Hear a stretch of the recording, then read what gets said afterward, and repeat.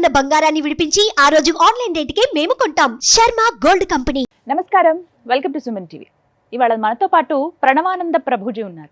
Suman TV ప్రేక్షకులకు ఎంతో సుపరిచితులు వారు. ప్రత్యేకించి ఆ శ్రీకృష్ణ పరమాత్ముడి గురించి, వారి లీలల గురించి అనేక మాధ్యమాల్లో వారు చెప్పే విధానం కానీ, వారు చెప్పినటువంటి ప్రవచనాలు, వారి మాటలు విని ఎంతో మంది వాళ్ళ జీవితాల్లో చాలా మార్పులు చేసుకున్నారు. హరే కృష్ణ ప్రభుజీ, ఎలా ఉన్నారు? బాగున్నానండి. చాలా సంతోషం. చాలా రోజుల తర్వాత మాట్లాడుతూ ఉన్నాము. మీరు కూడా చాలా బిజీగా ఉన్నారని విన్నాము. అలాగే వివిధ దేశాలలో కృష్ణ భక్తి గురించి, అలా కృష్ణుడి లీలల గురించి మీరు ప్రవచనాలు ఇస్తూ ఉన్నారు. ఆస్ట్రేలియా వెళ్ళున్నారు రీసెంట్గా, తెలుసుకున్నాము. ఎలా ఉంది మీ ప్రస్తుతం మీ జర్నీ, ఎలా సాగుతోందండి? చాలా బిజీగా సాగుతుంది. ఒక ప్రోగ్రామ్ తర్వాత ఇంకో ప్రోగ్రామ్, ఒక ప్లేస్ తర్వాత ఇంకో ప్లేస్, ట్రావెలింగ్ ఎక్కువగా అవుతుంది అనమాట. సో సమ్హౌ ఇప్పుడు భగవంతుడు ఆ సేవనిస్తున్నారు, చేస్తున్నాం. అలాగే ఇవాళ ప్రత్యేకం ఏంటంటేనండి, ఎప్పుడు సింగిల్గా నేను ఉంటాను, ఒక యాంకర్గా నేను కొన్ని ప్రశ్నలు అడుగుతాను, మీరు వాటికి సమాధానాలు ఇస్తూ ఉంటారు. వ్యూవర్స్ అడిగిన కొన్ని క్వశ్చన్స్ కామెంట్స్ రూపంలో ఉన్న వాటిని మాత్రమే మీ ముందు ఉంచాను. కానీ ఇవాళ మీ వీడియోస్ చూసి చాలా వరకు పరివర్తన చెందినటువంటి కొంతమందిని తీసుకొచ్చాను. వీళ్ళు ఏంటంటే చాలా సందేహాలు ఉన్నాయి మాకు, మేము డైరెక్ట్గా ప్రభుజీతో మాట్లాడాలనుకుంటున్నామని ఎప్పటి నుంచో అడుగుతున్న వాళ్ళే. సో అలా కొంతమంది మాత్రమే, చాలామంది అలా నాకు ఎప్పుడు ప్రోగ్రామ్కి వెళ్ళినా, ఈవెన్ నేపాల్కి వెళ్ళినా కూడా మమ్మల్ని చాలామంది పలకరించి మరి అడుగుతూ ఉన్నారు, ఇలా ప్రణవానంద గారితో ఇంటర్వ్యూస్ చేస్తారు కదా, మేము వారితో మాట్లాడాలనుకుంటున్నాం, ఎలా ఎలా అని చాలామంది. బట్ మీ సందేహాలు ఏంటో చెప్పండి, మీ తరపున నేను అడుగుతానని చెప్పి ఎప్పుడు వాళ్ళకి చెప్తూ ఉంటాను. అలా చాలా క్వశ్చన్స్ ఇవాళ నేను ప్రత్యేకంగా అడిగే కన్నా ఇక్కడ ఉన్నటువంటి ఆడియన్స్ ఎవరైతే ఉన్నారో వీళ్ళు అడుగుతారు. మరి స్టార్ట్ చేద్దామండి. తప్పకుండా. గురూజీ, ఇప్పుడు సహజంగా ఇంట్లో అందరూ దేవునికి ఉపవాసం ఉంటారు. సాటర్డే అని, ట్యూస్డే అని ఉపవాసం ఉంటారు. ఇప్పుడు ఉపవాసం ఉండడం వల్ల మన ఉన్నట్టు దేవునికి అనుగ్రహం మనపైన ఏమైనా ఉంటుందా? ఫస్ట్ ఉపవాసము అంటే ఏంటో తెలుసుకోవాలి. ఓకే. ఉపవాసం, ఉప అంటే దగ్గరగా, వాసము అంటే ఉండుట. ఎవరికి దగ్గరగా ఉండుట అని అంటే భగవంతుడికి దగ్గరగా ఉండుట. ఇది ఉపవాసం యొక్క ప్రయోజనం. మరి తిండి ఎందుకు మానేయాలి అని చెప్పారు అని అంటే, మీరు చూడండి, ప్రొద్దున లేవంగానే ఏం టిఫిన్ ఈరోజు అనగానే పాపం ముందు రోజు రాత్రి నుంచి ఇడ్లీ పిండి రుబ్బి, ఆ ఇడ్లీ పిండిని తీసి దాన్ని ఫ్రిడ్జ్లో పెట్టి, ఈరోజు ఇడ్లీ ఒకటేనా, చట్నీ సాంబార్ లేదా, చట్నీ సాంబార్ కూడా చేస్తున్నా, చట్నీ చేసి సాంబార్ చేసి, కారపొడి లేదా, కారపొడి కూడా తెచ్చి 10 ఇడ్లీలు తినేసాక తర్వాత నెక్స్ట్ క్వశ్చన్ ఏముంటుంది, మధ్యాహ్నానికి ఏం వండుతున్నావు, మధ్యాహ్నానికి ఇదండి, మళ్ళీ కూరగాయలు తెచ్చుకోవటం, కట్ చేయటం, వండటం, మళ్ళీ పెట్టడం, తినంగానే ఏమొస్తుంది, కొద్దిసేపు పడుకొని వస్తాను అని పడుకోవటం, మళ్ళీ సాయంత్రం పూట లేసాగానే చాయ్ కావాలి, బజ్జీలు కావాలి, అవి కూడా తింటాం, మళ్ళీ డిన్నర్ ఏంటి, డిన్నర్ చేస్తాం, పడుకో. ఎంత సమయం రోజుకి ఈ తిండి గోలలో పోతుంది తెలుసా మీకు? ఈ తిండిని కొద్దిగా ఒక్కరోజైనా దూరం పెడితే మనకి ఇంత సమయం మిగులుతుందో. రే ఇంత సమయం ఏంటి, ఈరోజు ఏం లేదా నాకు చేయడానికి, ఏం లేదయ్యా నువ్వు మానేసింది తిండి మాత్రమే, ఇంత సమయం మిగిలిపోతుంది మనకి. కాబట్టి ఉపవాసం యొక్క మెయిన్ ప్రయోజనం ఏమిటి అని అంటే, ఏదో ఒక పొద్దు ఉండటమో తిండి మానేయటమో కాదు. ఉపవాసం యొక్క మెయిన్ ప్రయోజనం భగవంతుడికి దగ్గరగా ఉండుట. అప్పుడు ఏవేవి నీ టైం కిల్లర్స్, నీ జీవితంలో ఏది నిన్ను భగవంతుడి దగ్గర నుంచి దూరంగా ఉంటుందో వాటన్నిటిని ఆపేయి ఆ రోజు. కానీ ఉత్తి తిండి మానేసి ఎప్పుడు పడుకుంటూ ఏంటి గుడికి రావాలి, లేదు నీరసంగా ఉంది, అసలు నాకేం శక్తి లేదు, వేస్ట్ అయిపోయినట్టే. ఉపవాసం రోజు ఎంత వీలైతే మనం భగవంతుడి దగ్గరికి వెళ్ళి ఆలయంలో దర్శనం చేసుకుంటూ చక్కగా ఇంట్లో భగవన్నామ సంకీర్తన, భాగవతం, భగవద్గీత వినటము, చదవటము, దేవుడికి పూజ చేసుకోవటం, అభిషేకం చేసుకోవటము, గోవుకి సేవ చేయటము, ఇలా కానీ మనం ఏకాదశి కానీ మిగతా ఉపవాసాలు కానీ చేస్తే అప్పుడు మనకి కృప వస్తుంది. కేవలం తిండి మానేయటం వల్ల కృప రాదనమాట. తిండి లేనివాడు కూడా మానేస్తున్నాడు కదా పాపం, తిండి లేనివాడు వాడిపైన స్పెషల్ కృప వస్తుందా భగవంతుడికి? కాదు కదా. కాబట్టి భక్తి భావన అనేది ముఖ్యం. మనం ఏం చేస్తున్నా సరే, చాలామంది ఏం చేస్తారు అంటే, ఇప్పుడు ఏమైపోయిందంటే స్పిరిట్ పోయింది, రిచువల్ మాత్రం మిగిలిపోయింది. అంటే స్పిరిచువల్ అని అంటాం కదా మనం, ఆధ్యాత్మికత అని అంటారు. స్పిరిచువల్ అంటే ఎందుకు చేయాలి, దేనికోసం చేయాలి అనే విషయాలు ఎవరికి తెలియదు, కానీ చేయటం మాత్రం ముందుకు వచ్చేసింది. మీకు ఒక విషయం చెప్తాను. ఒకసారి ఒకళ్ళ పెళ్ళి జరుగుతుందట. అయితే పెళ్ళికి పిండి పదార్థాలు చేస్తారు కదా అన్నీ. ఒక పిల్లి వచ్చి తింటూ ఉన్నదట. అయితే వాళ్ళ అమ్మకి చాలా విసుకొచ్చిందట, ఈ పిల్లి ఏంటి ఎప్పుడు వచ్చి తింటుంది, ఒక గంప తీసుకొని రారా, దీనికి బోల్తా వేయండి ఈ పిల్లి పైన అని అన్నారు. ఒక వ్యక్తి వచ్చి ఇలా బోల్తా వేశారనమాట పిల్లి పైన, వెళ్ళిపోయింది. అయితే ఈ కూతురికి ఎవరికైతే పెళ్లి చేసిందో ఆవిడికి కూతురికి మళ్ళీ పెళ్లి చేసేటప్పుడు చెప్పిందట, ఒక పిల్లిని తీసుకొని రా, ఒక గంప తీసుకొని రా, దాన్ని బోల్తా వెయ్యి అని. అంటే ఎందుకమ్మా, ఎందుకు అలా చెప్తున్నావు అంటే, మా అమ్మ నా పెళ్లిలో అలా చేసింది కాబట్టి నేను కూడా చెయ్యాలి అన్నదట. కాబట్టి అలా వస్తున్నాయి మనకి ఇప్పుడు అన్నీ కూడా. ఎందుకు చేస్తున్నావు నువ్వు? తెలియదండి, మా అమ్మ చేసింది. ఎందుకు చేసావు? మా తాతగారు చెప్పారండి, అందుకే చేస్తున్నా. అందుకోసం చేయకూడదు. అసలు ఎందుకు చేయాలి, ఎప్పుడు చేయాలి, ఎలా చేయాలి అని తెలుసుకొని చేస్తే దానికి ఫలితం ఉంటుంది కదండి. లేకపోతే ఈ పిల్లిని బోల్తా వేసినట్టుగా అయిపోతుంది మన పరిస్థితి కూడా.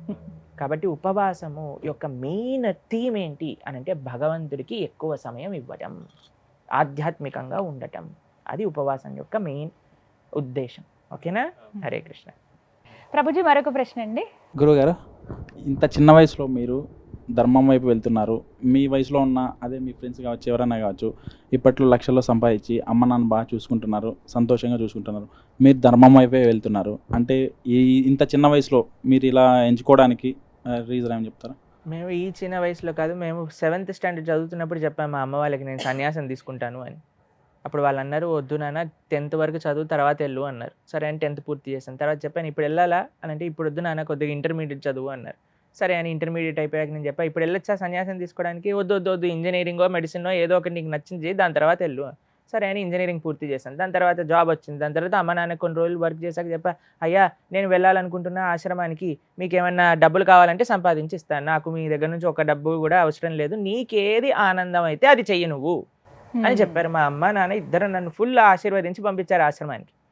ఇప్పుడు మనం అనుకోవచ్చు, అయ్యో మిగతా వాళ్ళందరూ ఇంత డబ్బులు సంపాదిస్తున్నారు, మా స్నేహితులందరూ ఏమంటారు తెలుసా, మీకు ఫోన్ చేసి, మరి నేను కూడా నువ్వు చెప్పినప్పుడు ఇస్కాన్ క్లాసెస్కి వస్తే ఎంత బాగుండేది, నీ జీవితం ఎంత బ్రహ్మాండంగా, ఎక్కడికి వెళ్ళినా సరే ఎంతమంది మీ మాటల వల్ల ట్రాన్స్ఫార్మ్ అవ్వటం చూస్తున్నాం, కానీ మేము మాత్రం ప్రొద్దు నుంచి రాత్రికి టిక్ టిక్ టిక్ టిక్ అనే కంప్యూటర్ ముందే కూర్చొని కళ్ళండి పాయింట్లు పెరిగిపోయాయి, తల పైనుండి జుట్టు అంతా ఊడిపోతుంది, ఇంకా పెళ్లి కావట్లేదు అని కష్టాలు పడుతున్న వాళ్ళు కూడా చాలామంది ఉన్నారు.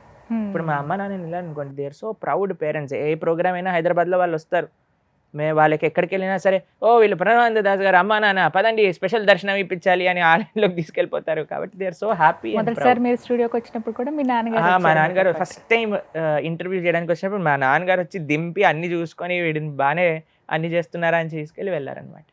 సో ఇప్పుడు మీకు ఒక విషయం చెప్తారు, మీరు చిన్న వయసు అని అంటున్నారు కదా, ఎవరికి చిన్న వయసు, ఎప్పటికీ చిన్న వయసు? మనం ఎన్ని కోట్ల జన్మలు వెళ్ళిపోయాం ఈ జన్మలో, కానీ మనం వెయిట్ చేస్తే పెద్దగా అయ్యే వరకు ఉంటామో లేదో ఎవరికి గ్యారంటీ ఉందండి. కాబట్టి ఇప్పుడు మనకి సమయం ఉన్నప్పుడు దాన్ని భగవంతుడికి సేవ చేయాలి అని ఒక సంకల్పం ఉండింది మాకు.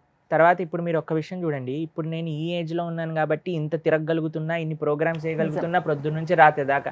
అదే నేను ముసవాడు అయిపోయాక ఏంటంటే ఇంటర్వ్యూస్ గీతాంజలి గారు పిలుస్తున్నారు అని అంటే అంబులెన్స్ కూడా పక్కన పెట్టు, ఏమవుతుందో లేదో తెలియదు అన్నట్టుగా ఉండాలి.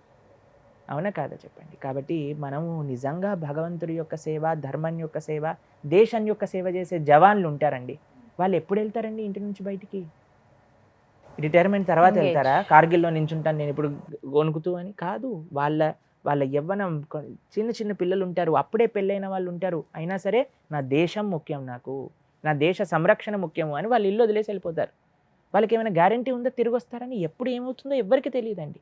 ఆ నిష్ఠ, ఆ సంకల్పం ఒక జవాన్లో ఎలా అయితే ఉంటుందో అలానే ఒక సాధువులో కూడా అలానే ఉంటుంది. జవాన్ అనే ఆయన ఎలా అయితే దేశాన్ని పరిరక్షిస్తున్నారో, సాధువు అనేవాడు ధర్మాన్ని రక్షిస్తూ ఉంటారు. కాబట్టి అందరికీ కూడా ఎంత చిన్న వయసులో నుంచి అందరు మాలాగా బ్రహ్మచర్య ఆశ్రమం తీసుకోమని చెప్పటం లేదు, కానీ ఎంతమంది ఎంతవరకు తమ బాధ్యతను నిర్వర్తిస్తూ ధర్మం యొక్క సేవ చేయగలిగితే అంత మంచిది. ముఖ్యంగా యూత్ రావాలి, అదే సంకల్పం. ప్రస్తుత సమాజంలో యువతీ యువకులు వాళ్ళు చేసే చేష్టలు కావచ్చు, ఏదైనా కావచ్చు, వారందరికీ మీరు చూస్తూనే ఉంటారు. మీరు ఇప్పుడు తెలియని వారు లేరు, మీరంటే తెలియని వారు లేరు, చూడని వారు లేరు. సో మీరు ఏదైనా చెప్తే, ఒక మెసేజ్ చెప్తే చాలా రీచ్ ఉంటుంది. సో యువతీ యువకులకు మీరేం చెప్పదలుచుకున్నారు? మేము ఈ ప్రస్తుత సమాజంలో ఎప్పుడైతే యూత్ని చూస్తామో మాకు చాలా కన్సర్న్ అనిపిస్తుంది, చాలా బాధ వేస్తుంది. ఎందుకు అనంటే చాలామంది మంచి వాళ్ళు ఉంటారండి, కానీ వాళ్ళకి మంచిని చూపించే వాళ్ళు తక్కువైపోయారు. మేము చూస్తాం మా క్లాసెస్లో, నిన్నే మాకు యూత్ క్లాస్ జరిగిందని, ఎవ్రీ ఫ్రైడే యూత్ క్లాస్ చేస్తాం. అయితే ఎంత సిన్సియర్గా ఉంటారంటే పిల్లలు, ఎంత డెడికేటెడ్గా వస్తారు, ఎంత డెడికేటెడ్గా వాళ్ళకి వినాలి, గీతా భాగవతాల్లో ఏం చెప్పాను నేను నేర్చుకోవాలి. ఎందుకంటే వాళ్ళు ప్రస్తుత సమాజం అంతా చూస్తున్నారు కదా, ఎలా సమాజంలో ఉండే వాళ్ళందరూ ఎలా బాధపడుతున్నారు, ఎన్ని సుఖాలు వచ్చినా సరే ఎలా వాళ్ళకి సాటిస్ఫాక్షన్ అనేది రావట్లేదు. మేము ఆస్ట్రేలియాలో ఉన్నప్పుడు ఎవరైతే హోస్ట్ ఉన్నారు మాధవ్ గోపాలపురం, వాళ్ళకి చిన్న డాటర్ అనమాట, 4th grade చదువుతుంది, అరిత్రి ఆవిడ పేరు. అయితే చెప్తుంది, ప్రభుజీ मैं जब बड़ी हो जाऊंगी, जब मैं हाई स्कूल में जाऊंगी, सिर्फ गर्ल्स स्कूल में जाऊंगी అని అన్నది. అయితే నేను అన్న ఏమైంది, ఎందుకు అలా అంటున్నావు అంటే ఉదర్ బహుత్ మాహౌల్ ఖరాబ్ హై ప్రభుజీ అని అన్నది అనమాట. నేను అన్న ఓ నీకెట్లా తెలిసే, నువ్వు ఇంకా 4వ స్టాండర్డ్ చదువుతున్నావు అంటే, దేక్తే అయినా ప్రభుజీ, మేము వెళ్ళినప్పుడు చూస్తాం కదా అసలు ఎలా ఉంటుందో. కాబట్టి నేను ఎప్పుడు కో ఎడ్యుకేషన్ స్కూల్కి వెళ్ళను, నేను గర్ల్స్ స్కూల్కి అయినా వెళ్తే లేదా హోమ్ స్కూలింగ్ అయినా చేస్తున్నా అని చెప్తుంది అనమాట. అది 4th grade.